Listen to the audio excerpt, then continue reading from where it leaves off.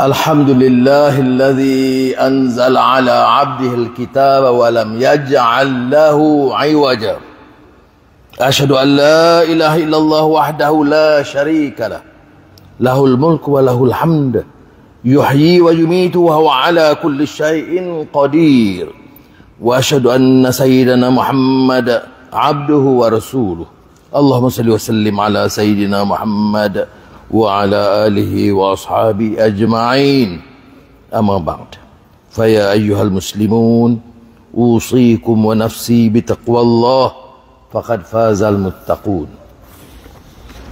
أيها الإخوة, brothers and sisters, is always we use the khutbah to appeal for the renewal of faith, reaffirmation of faith and moral values. قال الله تعالى وتكن منكم أمة يدعون إلى الخير ويأمرون بالمعروف وينهون عن المنكر وأولئك هم المفلحون.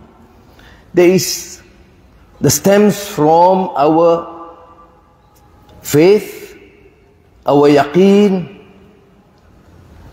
reaffirmation that is required because we are busy, we are distracted. We are sometimes complacent, sometimes even foolish. So the occasion to remind is an occasion to get us to uplift our spirits, reignite our souls. And a very pertinent advice from Sayyidina Umar ibn Khattab when he was asked, what is taqwa? It is a state of preparedness, a state of readiness that you cannot neglect, you cannot be weak, you cannot forget. It's like walking in the middle of the night, in the dark, in a path full of thorns. You forget, you are careless because there are many challenges. And certainly in New York is a busy place. It is a competitive place. It is a worldly place.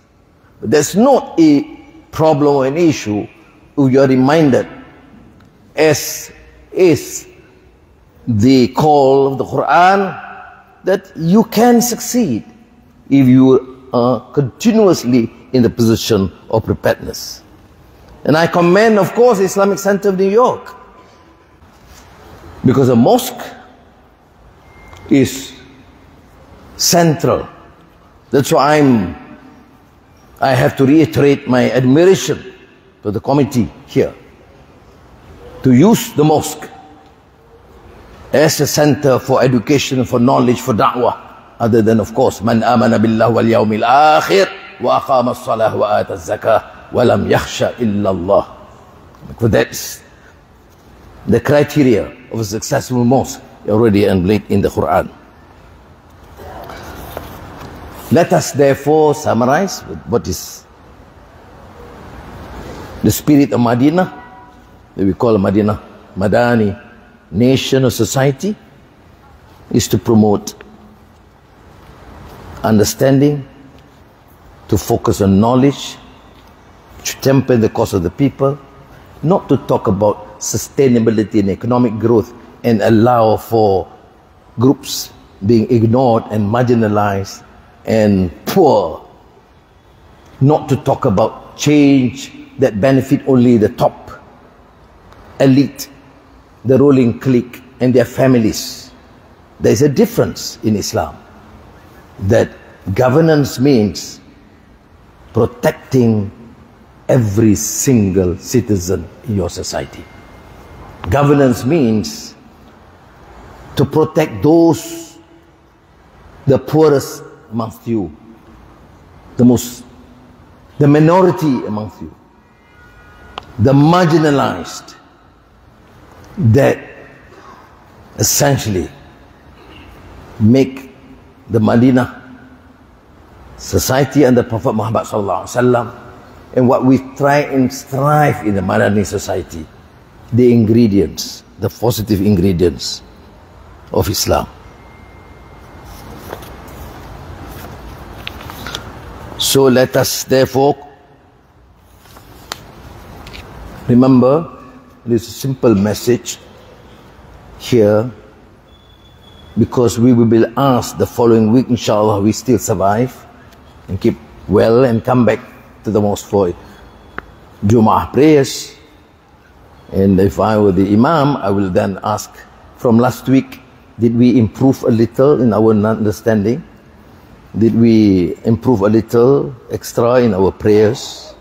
Did we give a bit more sadaqah?